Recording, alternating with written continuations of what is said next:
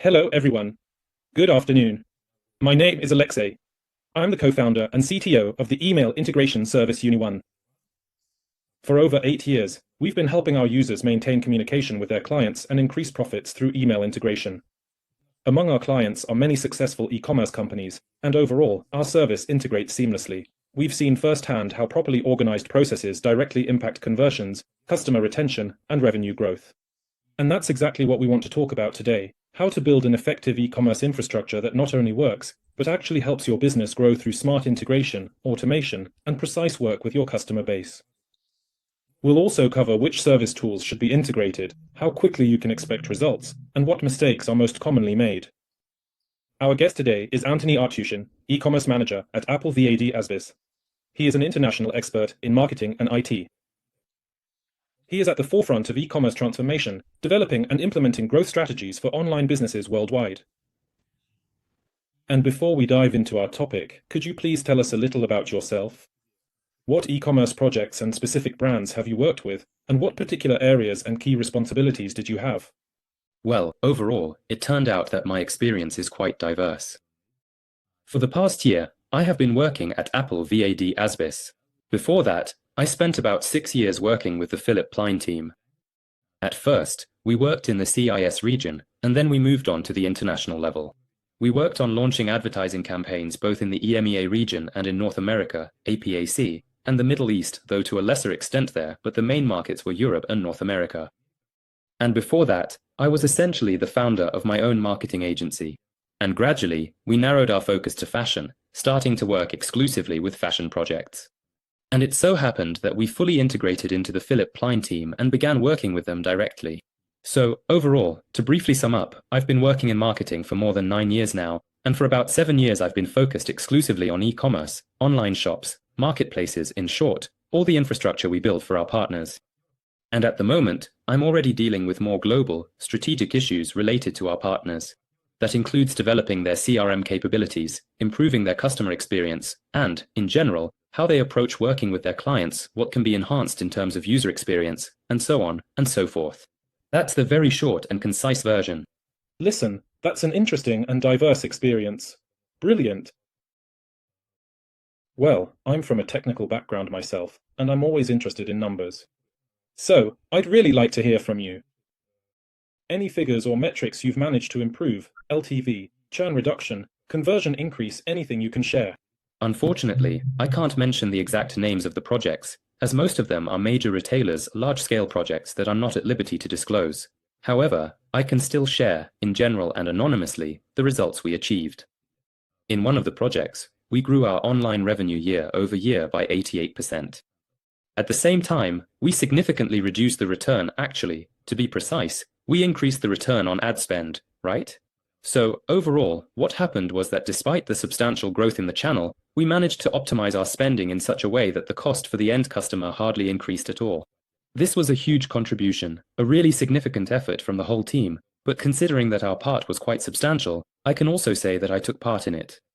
At the moment, we also have major projects related to CRM, automation, and predicting the customer journey, forecasting how a user will make a purchase, with what probability, and so on. And in collaboration with one of our esteemed partners, we have now meticulously constructed such an incredibly detailed and comprehensive customer journey that we have not only significantly increased our overall share of online sales and revenue, but we have also successfully reduced customer churn from our extensive mailing list. Previously, customer churn was quite high because the mailings were largely unstructured and everyone was indiscriminately sent offers that were simply not relevant or personalized to their individual needs. Now, we have reached the remarkable point of almost complete and total personalization of every single offer we carefully send to our valued partners. And overall, we see that user churn has dropped by almost 30% compared to previous periods and previous mailings. And to sum up, I suppose my biggest project, the one I'm most proud of, would be this one. It was quite a while ago. It was about, I think, 4 or 5 years ago, when I was just starting to get involved in all this international business, having moved from the CIS to a major international retail company. Our primary task was to significantly grow a certain cluster of countries, and at that particular time, they were positioned somewhere in the middle, approximately around the 15th place in the overall global sales ranking. And after a year and a half, we brought the entire cluster into the top 5, and in fact, This marked the continuation of all this work, the continuation of our overall collaboration with the team we had previously worked with. And for me, this was also a very significant milestone, which essentially marked the beginning of my journey in international retail. From that moment, I realized that, in general, anything is possible if you take a comprehensive approach, assemble a quality team, and use high-quality tools in your work. So, in any case, today we'll be talking about just how important the tech stack is, how crucial the team is, and what exactly needs to be done for e-commerce to grow quickly, reliably, and with quality. Super. Really informative and genuinely inspiring. Actually, we also face challenges when entering different markets, and it's interesting to hear how others manage it. But you've touched on an interesting and important topic regarding tools and technology stacks. That's exactly what I wanted to ask about. There are loads of nuances here, loads of choices that potential marketers have to face. For example, should it be SaaS, something developed in-house, or should it be outsourced? So, if you have any recommendations, what approaches you find most effective, which platforms, which stacks, any pros and cons? I'd be glad to hear them, and I think our listeners would as well. Well, let's start with the fact that you need to have a clear understanding of where the business currently stands. So, if it's a retail business that's just starting out, testing hypotheses and products, it's clear that we're not talking about in-house development or a major SaaS solution with high-level integrations here. Here, we're talking exclusively about ready-made solutions, about a stack that's already been tried, tested, and generally has a large number of seamless API integrations. If we're talking about platforms, then it's Shopify, WooCommerce, BigCommerce. If we're talking about payment gateway fulfillment, then it's Stripe, PayPal, DHL fulfillment, or basically anything else that suits your region. Basic analytics. In any case, that's GA4, that's Metapixel, and it's best to bring everything together in Google Tag Manager, set it all up properly, and do the markup not when everything's already on fire and you need to calculate metrics and do financial analysis, but rather right from the very start. Next, we connect at least something like MailChimp, just to have some basic work with the database. And a simple CRM as well. HubSpot, the free version of Airtable, Salesforce. If your turnover allows for it, of course. So, basically, here we're covering all the main areas with basic, ready-made solutions that integrate well with each other. So, in general, all of this can be set up without too much difficulty, and without the need for large IT teams.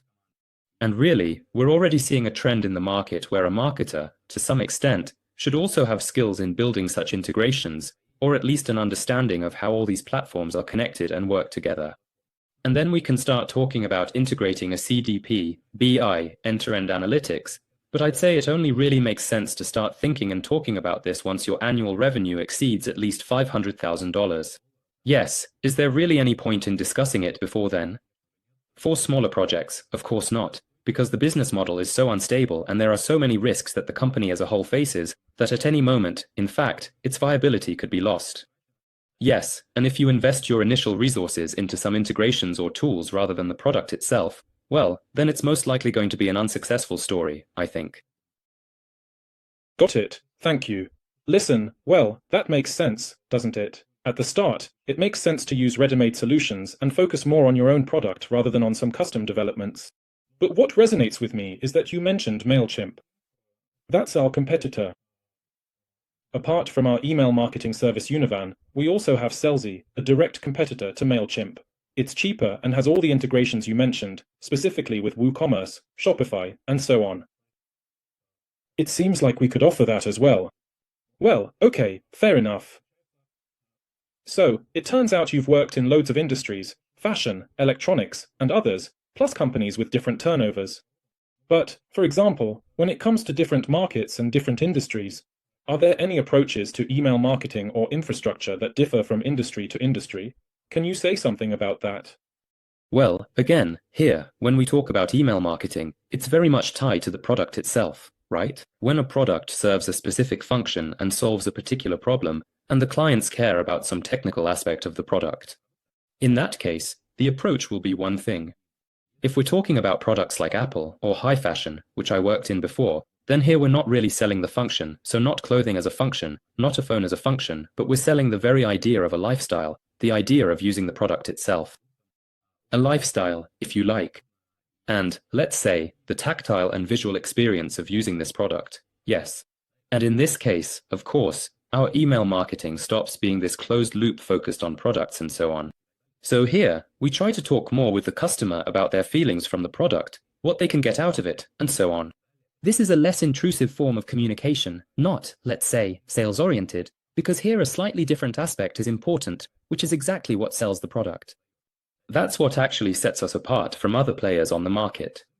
Because most don't build such an external idea into the product, yes, and focus solely on internal features, only talking about those internal features.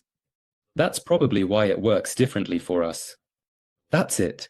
But overall, of course, from a technical point of view, everything is more or less the same.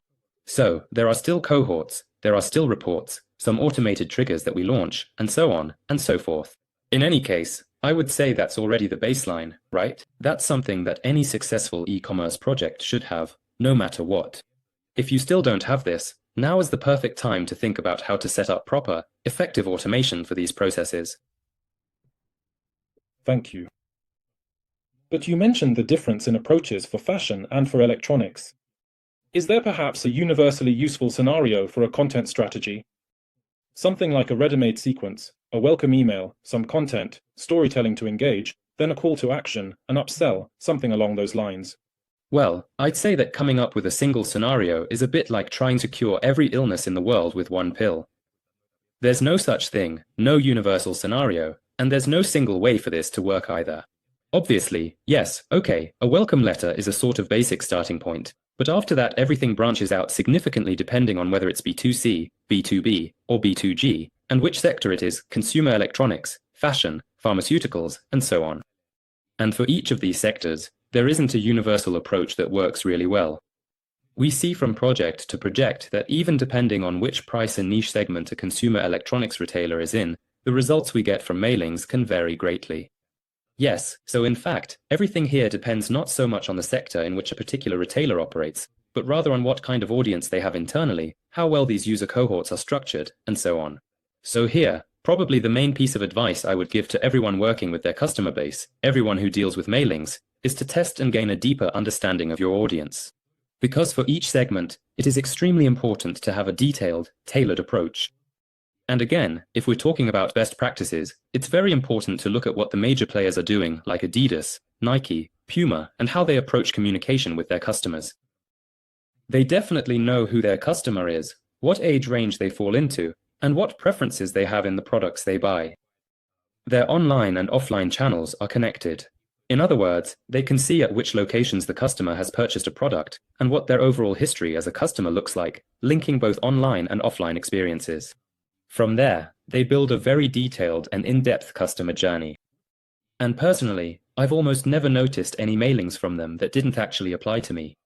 Yes, it might not be particularly interesting to me at this exact moment, but I've never received something that was completely irrelevant, something I have absolutely no interest in, or a product that couldn't possibly appeal to me.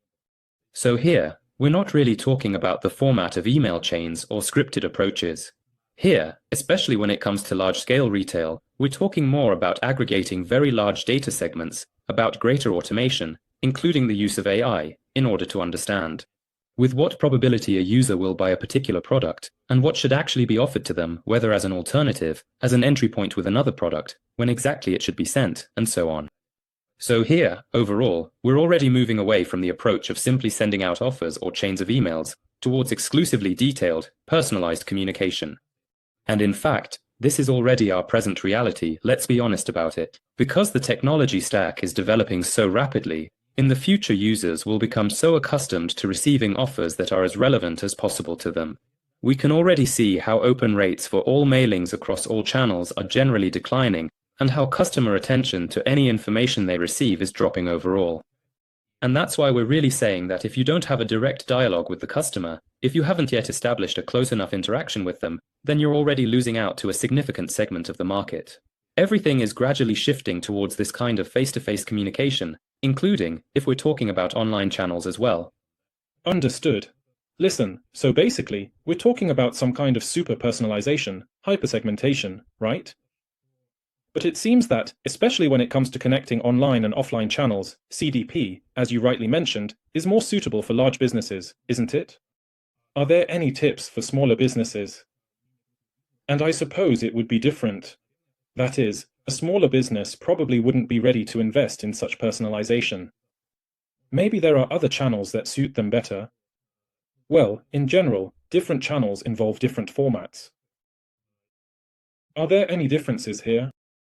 Well, let me put it this way. If we're talking about retail that's still, let's say, in the process of forming, still small, in any case we start by connecting as much as possible everything that happens on the website with everything that happens in our CRM, and, at the very least, with what's happening offline.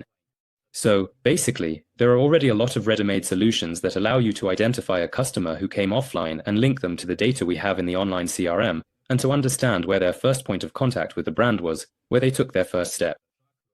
Plus, integrating simple loyalty programs is, in principle, all already available for quite a modest price, well, for small retailers. This, in fact, is already, I would say, the foundation that needs to be put in place. If you are a pure online retailer, say, one that operates on marketplaces like Amazon and so on, and you also have some internal retail operations, then, in principle, Amazon has its own fulfillment service, which completely takes care of delivery and related matters. The user, or rather, not the user, but the owner of the e-commerce business can now focus more on communication itself and more on the PR aspect of their brand.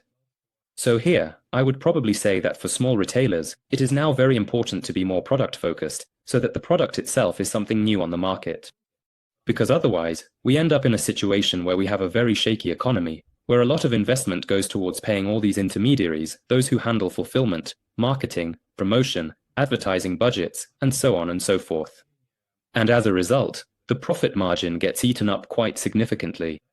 And the only option we see for a small e-commerce business to grow rapidly is actually to invest in the uniqueness of the product and in the content component. So in this case, I would probably suggest worrying less about things like CDPs and merging customer data into a single profile, and instead focus more on making sure that users are interested even before they come into contact with the product. There's a very good example of how small retailers are now approaching hypothesis testing. There are a number of companies that create semi-AI generated content for products that they might hypothetically launch. In other words, they have certain marketing ideas, marketing hypotheses that they want to test, let's call them product hypotheses. They create content aimed at showcasing the product itself and then gradually release it on platforms like TikTok, Reels, and so on. This content gradually starts to go viral, gathering feedback from users, and even before having the actual product, they already have an understanding of which of the potential products is most likely to take off, based on the overall opinion formed by the end users. Then, they use the data about these users to conduct more in-depth research with them and to engage in more detailed communication.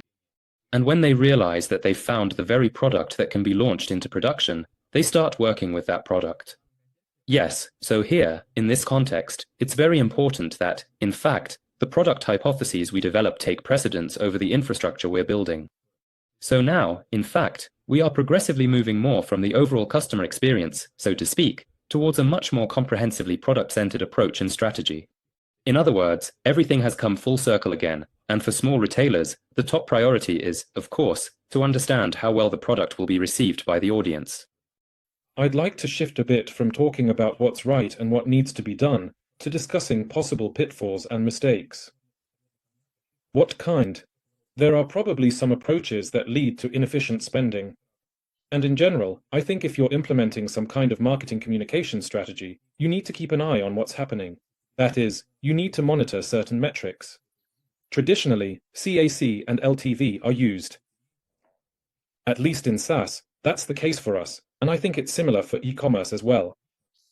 Maybe there are some other metrics too, or could you talk a bit about them? So, that's two questions in one. Are there any inefficient expenses you'd like to warn those building marketing communications about, and which metrics are important to track? Well, as we've already mentioned, we have customer acquisition cost, and we have the lifetime value of a client. First and foremost, customer acquisition cost is the cost of acquiring a single customer. Here we include all expenses, advertising, agency fees, discounts, salaries. Basically, it's the total cost that we allocate to a single sale to one customer. LTV, again, is how much profit a client brings us over the course of our cooperation. Ideally, overall, the LTV should be at least 3 times higher than the customer acquisition cost. Then we can say that, overall, this is a marketing, or rather, not just a marketing, but a business model that is stable enough to grow steadily and consistently. As for additional, significant costs that I'd like to thoroughly warn you about, Well, probably, it's generally about getting deeply involved in some truly shady schemes or highly dubious products that promise you the entire world, like complete and total automation, comprehensive, all-in-one solutions, some mysterious black boxes that supposedly have every single tool you could possibly need to grow and expand your business successfully. First of all, that's expensive. Secondly, it takes a huge amount of time just to set all this up, especially if we're talking about businesses that are quite different from traditional ones, like traditional retail. In these cases, the issue of customizing these products also comes up. How customizable are they? How much time will it take? And so on and so forth. So, as I mentioned earlier, the main bottleneck where everything gets stuck is that it's expensive and takes a really long time to roll out. This is probably an inevitable story as the business grows, because the further you go, the more processes you have to control, longer supply chains, and there are tons of counterparties you have to constantly interact with. Plus, the payroll keeps growing, you need to build a more complex economy, and of course, you'll have to get to that point eventually. But at the start, when we're still building such a young e-commerce business, it's really important to keep track of every step you take, every single cost. And if it's that same black box where you can't just take out one module and replace it with another, then again, for a young and pretty dynamic e-commerce, such clunky solutions just become a real obstacle. That's why, in the end, what we're saying here is that the whole system and, in general, the entire integration chain should always be interchangeable. If some module needs to be replaced because the business requires it, whether for replacement or expansion, it should be done seamlessly, without losing the rest of the established infrastructure. So basically, it's like a kind of construction set that we're constantly working with. And gradually, in any case, each of these elements will be replaced, refined, and so on.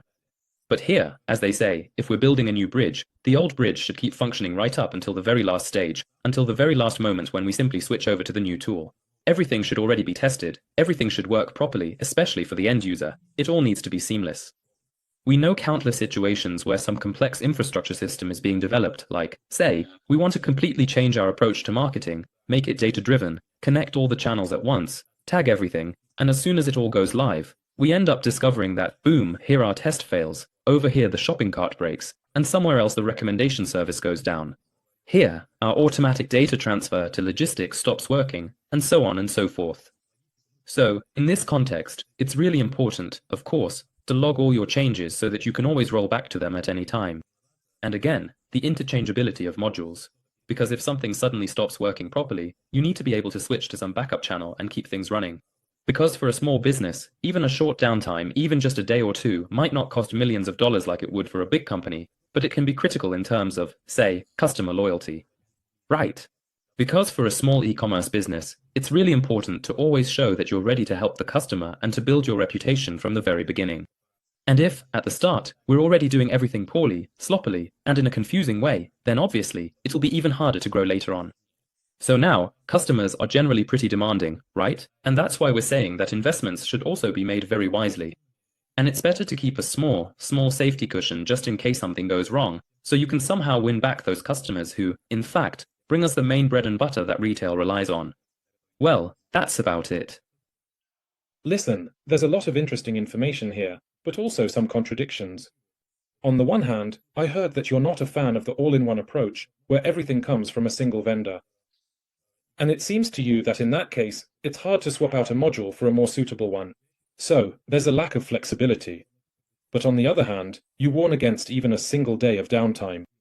But it seems to me that when everything is made up of several separate modules, isn't there a greater risk that something might go wrong?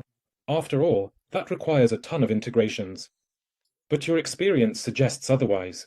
Your experience shows that this is a solvable problem. So, it turns out you can build a reliably working system from many components by different vendors. Yes, that's right. That's right, because, well, look, there's a really important aspect here. When we have everything from a single vendor, right? In that case, basically, all the gateways are already set up, everything works. But there's also a very significant, painful, not good, probably bad, painful experience. When, in fact, our integration from just such a vendor completely failed. We actually had 3 main global vendors we worked with for different parts. So, one would handle the entire logistics component, another would cover the whole e-commerce side, including payment processing, aggregation, sending data to the CRM, and so on. And the third module was directly responsible for the database. That is, things like mailings, sending segments to Google Analytics, exporting feeds, and so on, and so forth. These were the 3 main companies. When one of these modules went down, it actually affected the other 2 as well. And as a result, while we were trying to get everything back up, we couldn't do anything at all. It's one thing if, say, the integration for sending segments to Google Ads goes down. Well, that's not so bad, you can still kind of keep working. Yes, efficiency drops, but later you can calculate it, figure out what the losses were, and so on. If the payment module goes down, then often, again, the way we had it set up back then, or rather, the way we set it up later, right? After all that happened, we had one module that handled card payments, another module that was Google Pay and Apple Pay, a third module that worked with Klarna, and a fourth module that handled pre-orders, so you could pay upon delivery.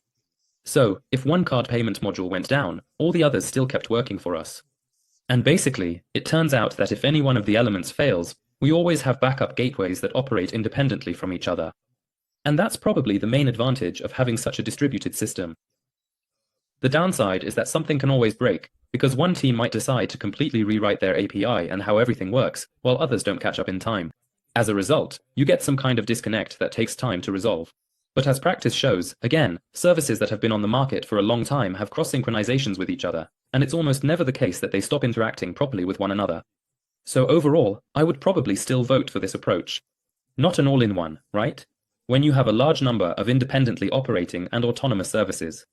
Well, this perfectly matches current trends in software development, where there's a significant move towards microservices, specifically microservice architectures, especially when you have a certain number of relatively independently operating services that need to communicate and function together efficiently. Break time equals 0.5s/. And indeed, it might seem overall that this system is less reliable, with so many moving parts, but in reality, the importance of each individual module decreases, and the loss from a potential failure of that module is reduced. So, I think I'll agree with you on this. Yes, it's a reasonable approach. And you know, what's interesting here is that, as you said, in the case of a small business, you can start with a small number of core modules, like a CRM or something else. This raises the question of further integration of additional components. What are the next most interesting steps for integration? For example, you mentioned a shopping cart or integration with Google AdWords. Are there any integrations you would recommend as a second or third step, once these basic things are taken care of? Well, look, again, if we're talking about Google Ads, the shopping cart, and so on, that's basically still the basics. That's something that's probably done in the first module. Right now, what's most interesting and what sets retailers apart, what will drive them in the near future, is having a sufficiently deep, well-developed customer data platform. This means, basically, that the customer profile is described in as much detail as possible, with all their steps, all the channels they've interacted with us through, an integrated loyalty program, personal account, their current cart status, which pages they visit, and so on, and so on, and so on. All of this is brought together into a single module. Why is this important? Let's imagine a situation. Suppose we have, say, 500,000 contacts, all completely different. How does this usually work for a retailer? There are segmented cohorts, right? That is, when the first purchase was made, the last purchase, what they bought, their average check, which country they're from, and so on and so forth. So, basically, some kind of database. The next stage is that we start working with these cohorts, we start sending them mailings, we start pushing them through SMS, emails, Viber, WhatsApp, Telegram. It doesn't matter, any channels we work with, really.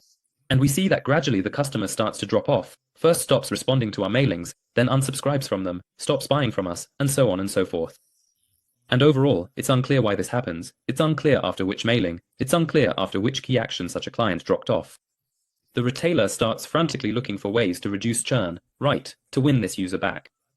They send them all sorts of messages like, come back, I'll forgive everything, here's an extra promo code, and so on. Please, we really want you to stay with us. All the while, they never actually find out the reason why the user left. So we're trying to somehow appease them, we're trying to give them extra incentives. But at the same time, we have no idea why they left in the first place. Maybe it was just too much communication for them. Maybe, I don't know, they had some other issues. Maybe, honestly, maybe we just really annoyed them. In that case, the whole approach to this needs to be completely changed. When we have a CDP, first of all, we can clearly build customer profiles to determine who should receive communication and who shouldn't. We can segment in more detail, not just into cohorts, but based on the likelihood of a particular action, especially if there's a well-functioning predictive model within the CDP. Yes, so basically, based on the entire profile of their actions, we know what the user is doing and what their next step will be. Based on this, we can build a scenario. For example, if you see that a client with a certain profile and average check enters a category and performs specific actions, say, adds something to the cart, adds something to favorites, visits several pages, spends a certain amount of time, then you can send them a specific communication. In consumer electronics, it's also very important for us to know what device the user is currently on, what they're using to access the site, right? So we want to parse this information as well. We want to see it. We want to add it to their customer profile, because for us, it's not so much about when they bought a device from us, right? Because the market has changed so much now that the brand a user bought from is becoming less and less important, especially when we're talking about retail. Someone bought it on Amazon, it doesn't matter from whom, right? Or on some other platform, or, I don't know. So, basically, the idea is that customers no longer have a strong attachment to a specific brand, and the likelihood that they'll come back to buy from you again, even if you're, say, a vendor with an official website, is pretty low. Let's take Apple again as an example. Yeah, a user might buy the latest iPhone through a trade-in, for example, and then next time, they go to a mobile carrier and get a phone on contract because they're more interested in the terms the carrier is offering. Now they're starting to play the forward trading game with them. And then, the next time, when it comes to AirPods, they don't go to the carrier, because that's where they got the device from last time. They go to whoever is offering the best deal at the moment, basically, whoever is winning in the market, because at this point, it's really all about the price. It's the same story with accessories, right? So, they don't necessarily have to go to a certified store just to buy a case. In other words, the customer has a huge number of different scenarios for how they'll decide where to buy. And when we have a CDP, it's basically the only real way to catch the user before they even realize they need a certain product, right? So basically, we're catching them a bit ahead of their own thoughts, simply because we can see that, according to our model, the probability of them buying new headphones is, say, close to 80%. That means if we give them a good personalized offer, we'll just keep them with us, and in doing so, increase their LTV. At the same time, if we use channels that are inexpensive, the cost of getting this repeat purchase is actually minimized. Because we're not reaching out to them again, not trying to bring this customer back into the database. We have so much data that we can integrate it and create cheap communication and attract customers from scratch. And again, this applies not only to CRM, not just to email campaigns. We can also use these same segments in Google Ads. We can use these same segments, for example, for targeted advertising. We can, I don't know, pass this on to CPA networks and also attract customers through that channel. There are tons of possible scenarios here, but again, we can actually find out whether this client will buy from us or not, and with what probability. This is honestly the most mind-blowing thing at the moment. It's not new, it's not like this is some kind of breakthrough technology that never existed before.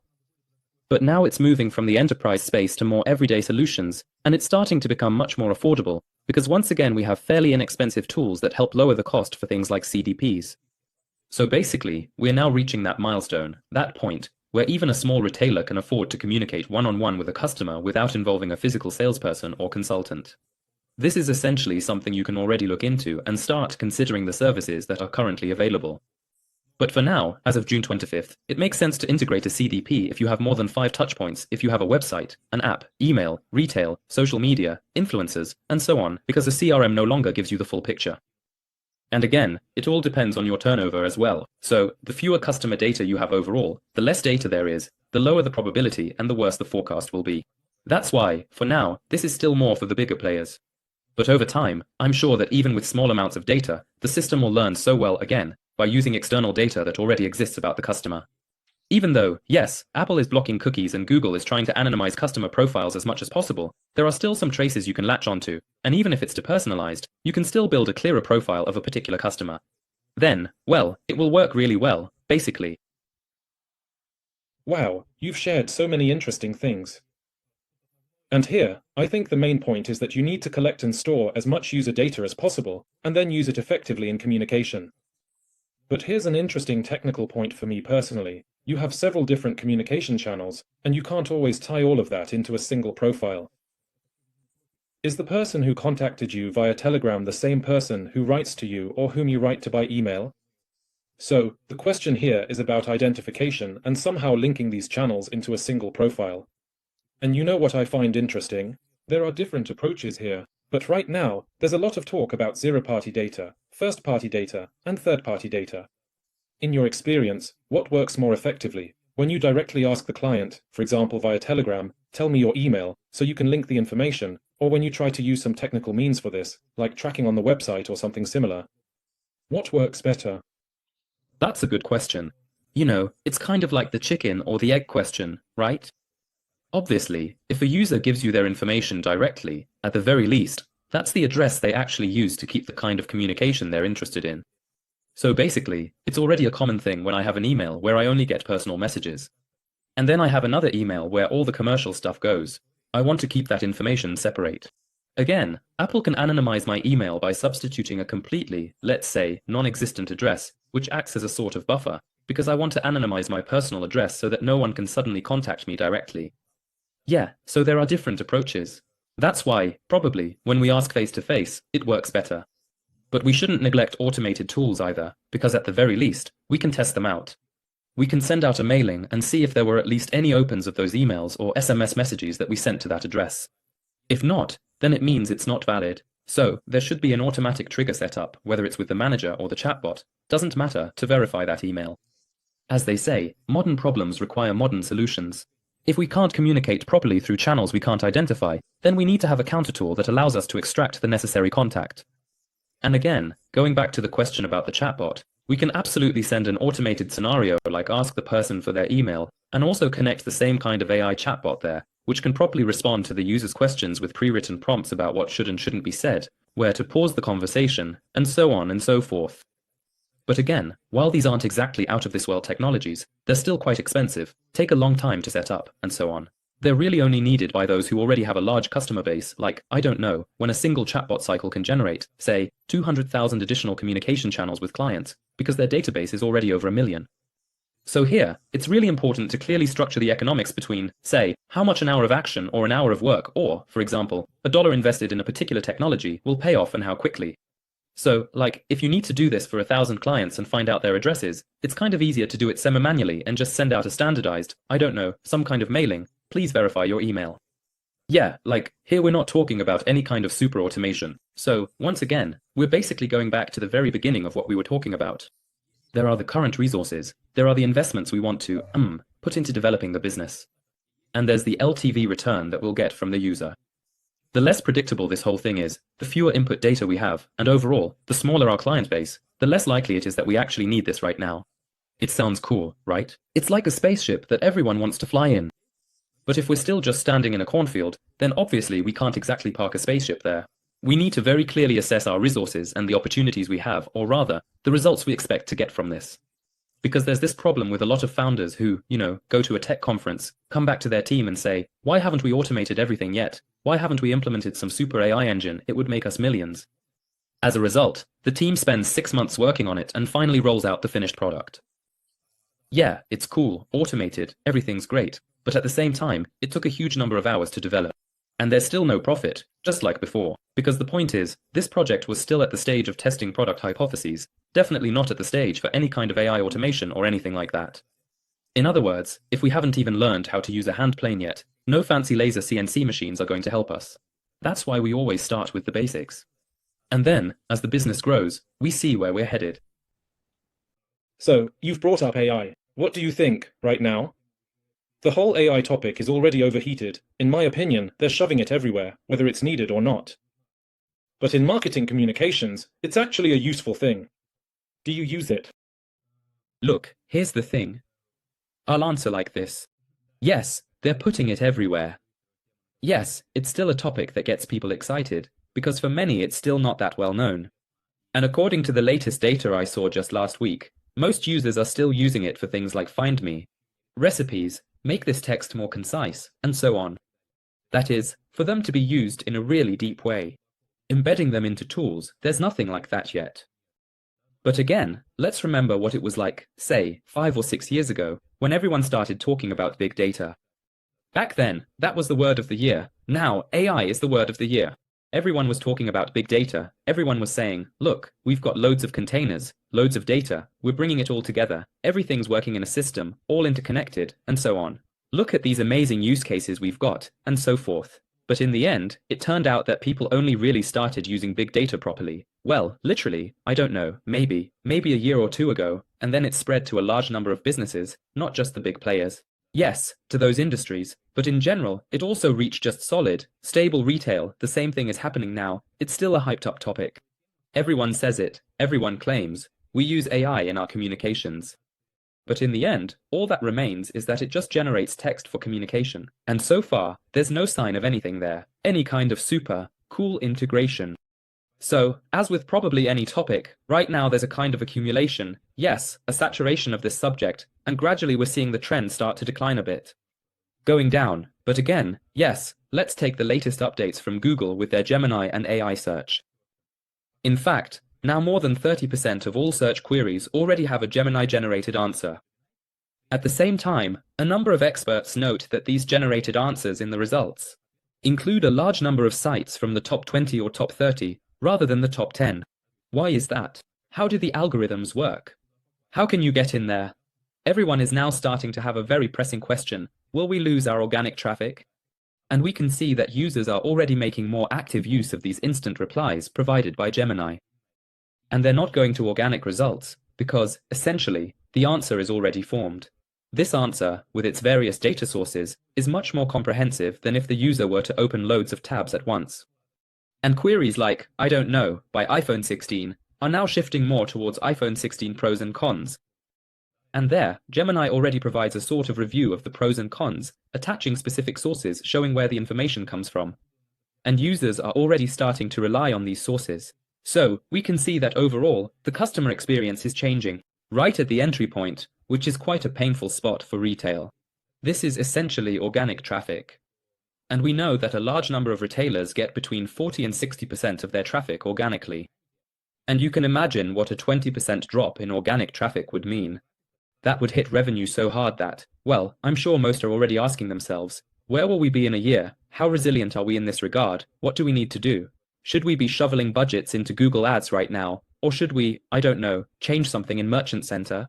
Maybe we need automation. Maybe we need a CRM. What should we actually do? And in the end, it turns out that, well, more. Right now, half of retailers are seeing either stagnation or a decline in organic traffic. So, in fact, that's the answer to the question of just how hyped the AI topic is at the moment. It's already changing the market, even at some of the most basic levels. Not drastically yet, not critically, retailers aren't collapsing just yet. Here and now, it's still woven into the familiar algorithms we know from Google, but nevertheless, it's already becoming like a new channel. AI, search Google, AI results. I think we'll see the same thing happening in other industries as well. It's the same story with advertising. Google is also starting to use AI in advertising campaigns. And again, there are some insider rumors.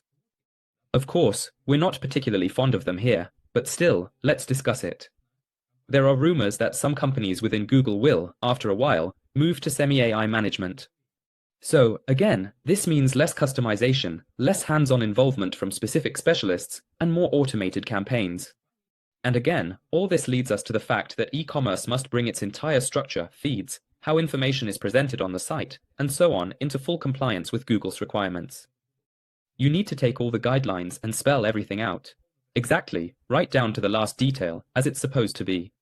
And this is at least one of those things that is starting to seriously worry everyone right now. So what should we do? Where do we register? Where are the guidelines? Please, tell us how we can avoid dropping down and becoming completely invisible to our customers. This is especially important for those who relied on this kind of traffic.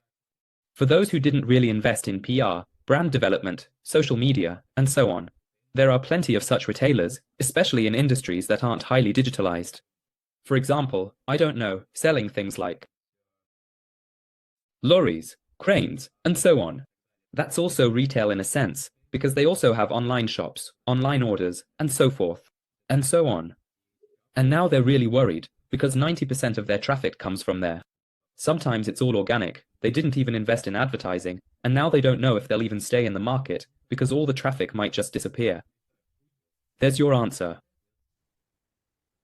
I see.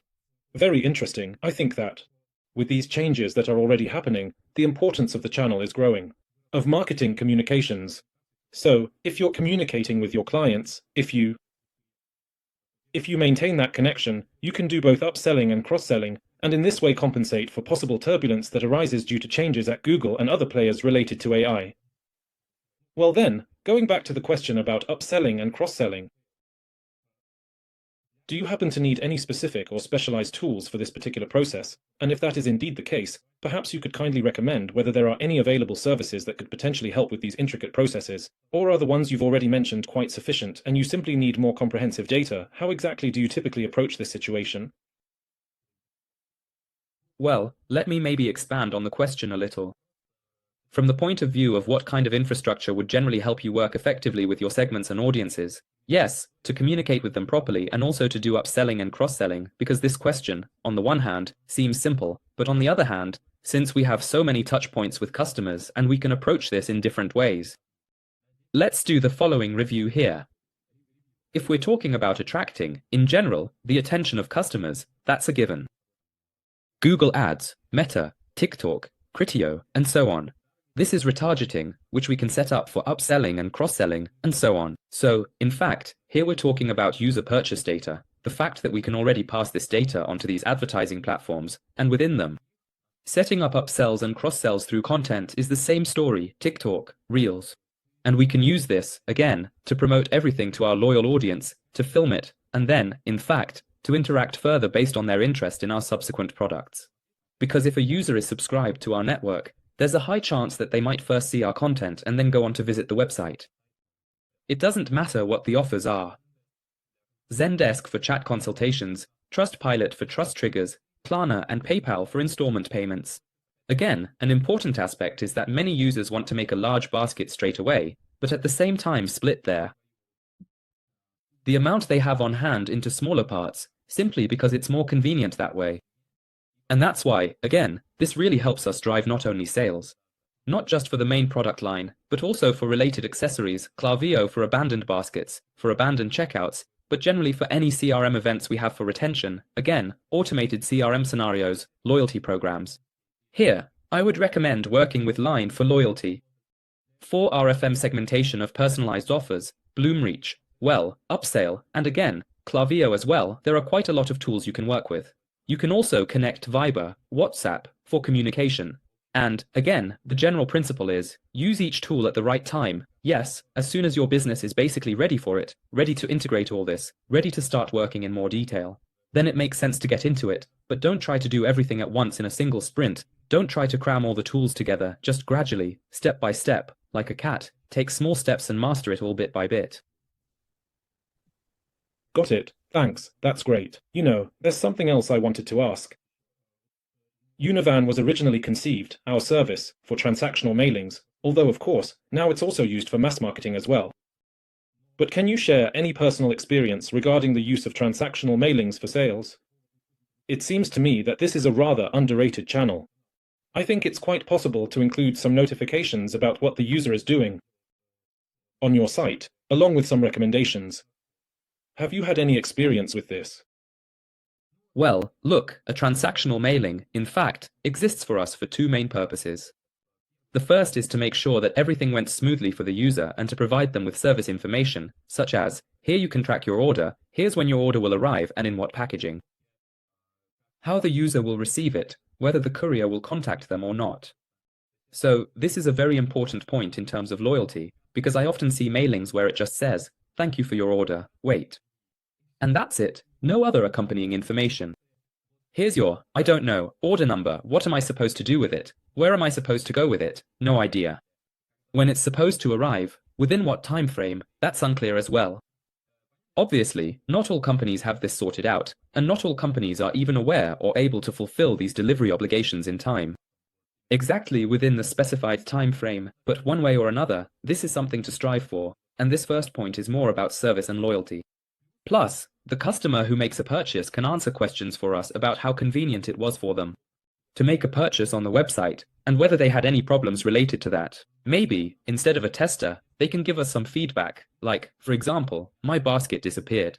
At some point, they had to start over, or something else happened, or something else entirely. So, simply caring about whether everything went smoothly for the user can provide quite good feedback. Not everyone leaves feedback in any case. If it's really important to us, we can motivate them with some extra points for reviews, or whatever else. You can do anything you like. The next point is, again, a sort of game with the user. When a certain order is placed, our system knows that within a certain window after purchasing a particular product, there are often upsells, cross-sells, and so on, small accessories and things that are needed.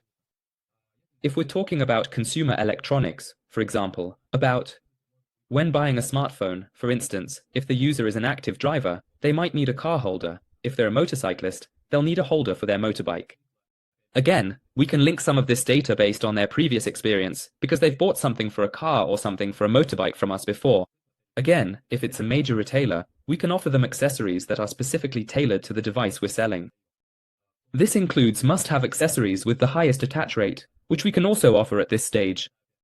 We can create instant offers, for example, with a small discount, but which are valid only for one day and will expire if the user hasn't seen, say, our accessories. This applies if they haven't seen them on previous stages of the website. So, we can also use transactional emails for this purpose. Next point, again, why do we?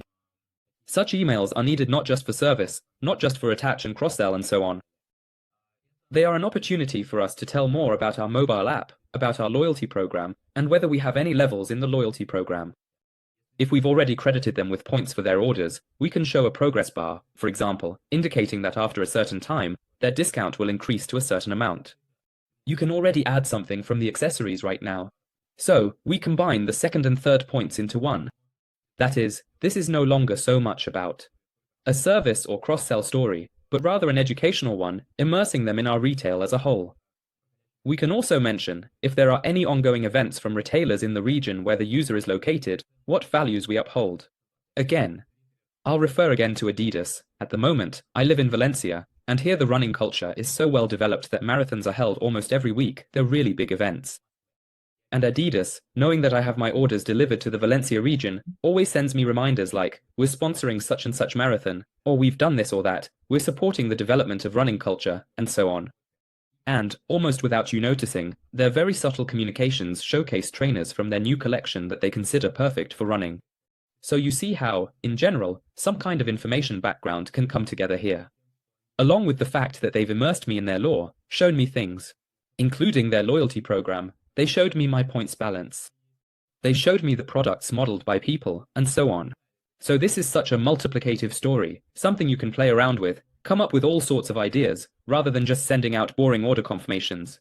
There are loads of mechanics, and actually, I really enjoy working on those stages that people usually neglect. The stages that are usually overlooked. It's at these stages that it's most interesting to extract some extra revenue, because the user doesn't really expect you to communicate with them differently, not in the usual way. And here we can actually catch some extra sales efficiency, and essentially make an additional sale. Listen, I'm honestly impressed. I really like your approach, and I share it as well. And overall,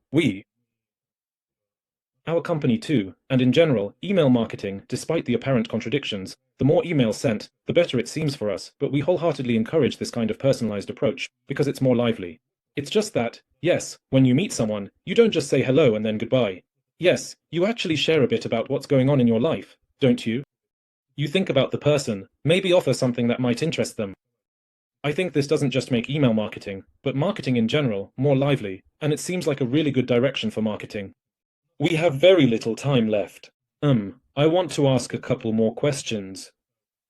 One question. With all your experience now, and with this new knowledge, and even with these new trends in marketing, if you were to start something in the e-commerce field, what 3 pieces of advice would you give yourself right now?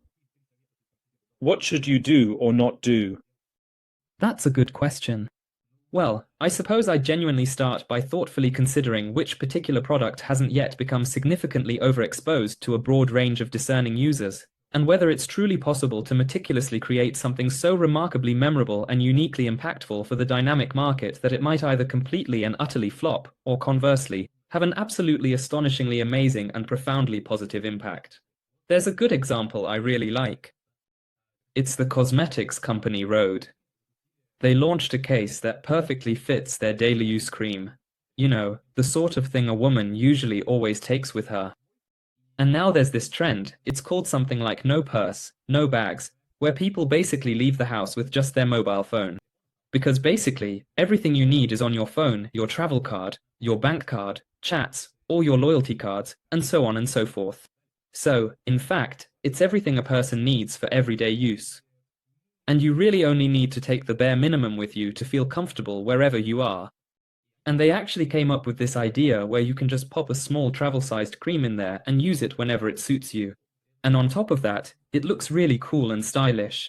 They played it up brilliantly, they ran great campaigns, did collaborations with bloggers and celebrities, and so on, showing that it's a cool thing. This is, so to speak, a trend that's being supported by top influencers as well. And what started out as something a bit cringe has now become something genuinely interesting. So when a product like this hits the market, people end up wanting not so much the cream itself, but the case that comes with it. So you see, when the accessories end up driving sales even more than the main product, it's kind of cool. It's an interesting story. Yeah, and another recent example that's really trending right now are those Labubu toys. It's a story that's completely breaking out of the usual space. No one's really figured out yet what the secret of this brand actually is. Why does everyone want these toys so much? But, damn, their prices can reach tens of thousands of dollars. People have collections, there's a whole world, a lore, a huge amount of investment, and there are even contracts for producing series, cartoons, and so on. Well, in general, my fundamental idea is probably not to simply exploit what's already been invented and widely adopted, but rather to diligently try to develop a truly innovative product that will effectively solve very specific, pressing problems, address very particular, nuanced points, and to meticulously niche down to a very narrow, specialized product range. Break time equals 0.5s/. But these should be products that exist together in a single ecosystem as much as possible. Even if there aren't many of them, they should be in complete symbiosis with each other, so that users are interested in owning the entire product line. And then, from there, move on to updating these product lines and so on, and so forth. Well, basically, that's probably what Apple does. I might have borrowed a bit from them, seeing how they work with their ecosystem at the moment. And it really seems like a great approach when your products within the ecosystem are so well integrated with each other. It doesn't even have to be a tech product. It could be a physical product. Like, I don't know, cosmetics, clothing, and so on. But even at the most basic level, if the packaging of these products is compatible with each other, say, the lids fit together so you can carry them as one and they don't spill all over your bag, and they fit into a single small tube or something, then that's exactly the kind of micro-customer experience that makes all the difference. Again, yes, let's remember Mac with its magnetic chargers that just snap into place automatically. Or the AirPods, which are magnetic too, you don't have to line them up precisely or anything like that. It's not the sound quality or the quality of the materials, but rather these little nuances that make using the product truly unique. And I'd probably focus more on that particular aspect. And again, testing product hypotheses using the new tools we have, generating all this AI content and so on. Well, here's another recent example. The guys made a mug, just an ordinary mug, and then in each subsequent video, they kept adding new fun features based on the comments users left for them. So, for example, I want a mug, but with a holder for a lighter, or maybe a holder for keys, and so on, and so forth. And in the end, they came up with a kind of multifunctional mug, which really appeals to the audience who spend a lot of time in their cars, because for them it's a sort of organizer that solves a lot of problems. And they tried to listen to their audience as much as possible, testing out different product iterations. If there ended up being too many accessories, they would remove something, and they tested a huge number of different hypotheses in order to create the final product. Then, they simply started 3D printing the version that was most interesting to users, and eventually launched it on Amazon. So, basically, they did it all through content, just as a bit of fun. How about we take all your ideas, what would you like to see in this product? We'll try to integrate all of them, show you a 3D visualization of what it will look like in the end, and then we'll make it happen. The very concept that it's a kind of storytelling, how they develop this product in real time, test hypotheses, and then bring it to market, that's exactly what created this effect, where people thought, blimey, yes, I want to buy it just for the fun of it. I just feel like, I don't know, making content with this mug, because it's already gone so viral online that I want to show it off. And as a result, bloggers start jumping on board as well, streamers and so on, and so on, and so on. So, when retail meets genuine emotion and meets content, that's probably, at the moment, the only relatively quick way to really develop this well. And it's more interesting to play around with this as a marketer. Right. And can I also create such a cool story, one that won't even need any extra, upfront injections, or, I don't know, investments from investors and so on? So you want something cool like that. It's a bit like infopiracy, when you set out into the open ocean, where there are loads of ideas and opportunities, and now you've got AI tools and so on. and to fish out that very pearl that will actually work, because, unfortunately, with all this information noise, it's almost impossible to spot a truly great idea that will take off. That's how it is. Listen, I think I counted not 3, but 4 or even 5 tips.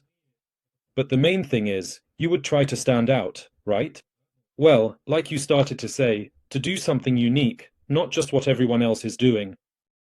Plus, you're saying it's important to really dive deep into the experience, into the user experience, right? Into what the user will encounter when interacting with your product or service. Try to make this interaction as surprising and unexpectedly convenient for the user as possible. Yes. Then you say it's important, and you would play around with this to try to create not just a single product, but at least a small range of products, right? But ones that are closely integrated with each other. Yes. Another interesting point is, essentially, this is a new stage of user-generated content, only not at the level of informational content, but rather users actually creating their own products. In other words, they tell you what they'd like to see, so you would listen to them. And most importantly, it's clear that this whole desire for uniqueness shouldn't be too expensive. And here, I'd rather refer back to what you mentioned at the very beginning. That is, first create an image and sell it, and only then actually make the product. Absolutely. Well, I think these are a lot of useful tips.